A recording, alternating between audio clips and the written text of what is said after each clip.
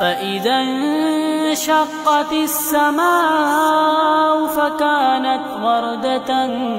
كالدهان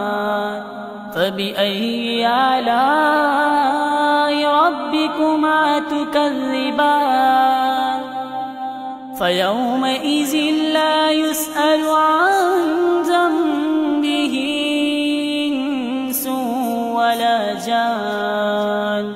فبأي آلاء ربكما تكذبان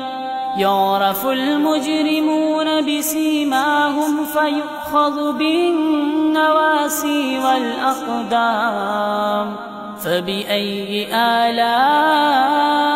ربكما تكذبان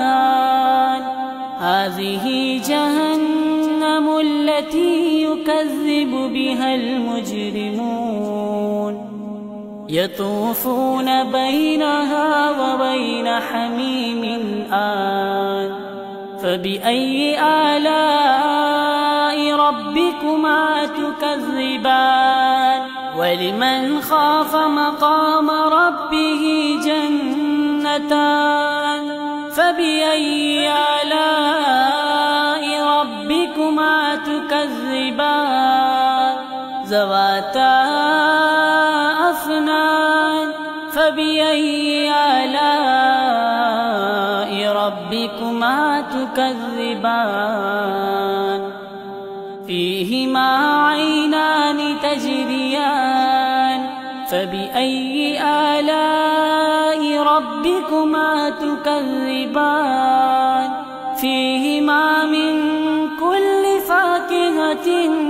زوجان فبأي آلاء ربكما تكذبان متكئين على فرش بطائنها من استبرق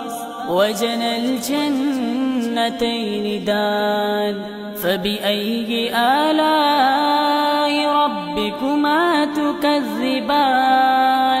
فيهن قاصرات الطرف لم يطمسهن إنس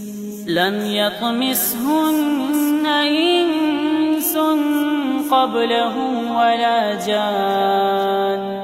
فبأي آلاء ربكما تكذبان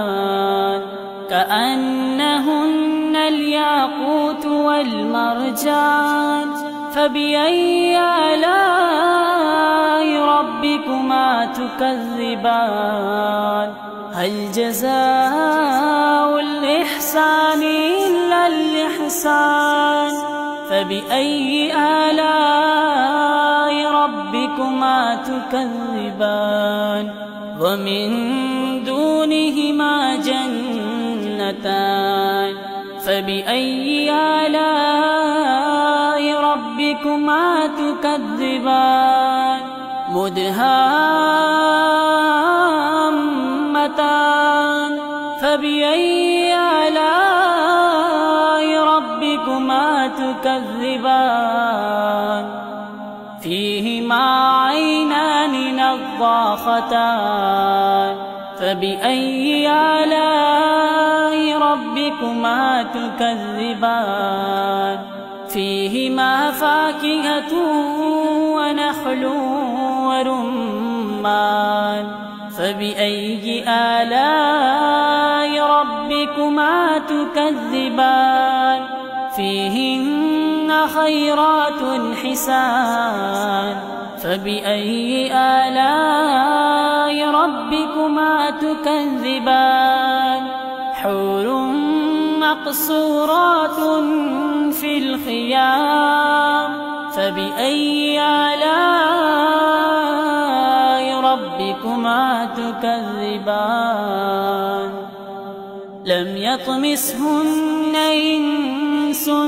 قبلهم ولا جان فبأي آلاء ربكما تكذبان متكئين على رفرف خضر وعبقري حسان فبأي آلاء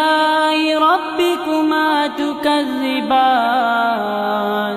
تبارك اسم ربك ذي الجلال والإكرام.